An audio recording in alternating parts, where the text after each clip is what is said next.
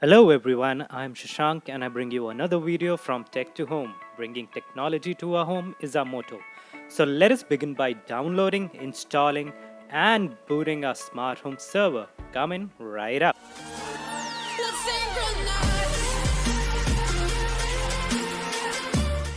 Welcome back. So the first thing we'll go to the description below and click on the link to our blog for the written instructions.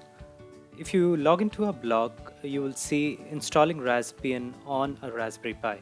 The first point says, download the original Raspberry Pi image from the official Raspberry Pi website. We'll click on this link and we'll open the official Raspberry Pi download page. Downloading the image via BitTorrent client. Open up the HR application, select your image and hit on Flash. Now create an empty file named SSH on the boot drive for headless server access. Insert the memory card, plug in the Ethernet cable and power on the Raspberry Pi. Open up your router, find out the IP of your Raspberry Pi, then go to terminal and type pi@your IP and press enter. Then you have to type yes.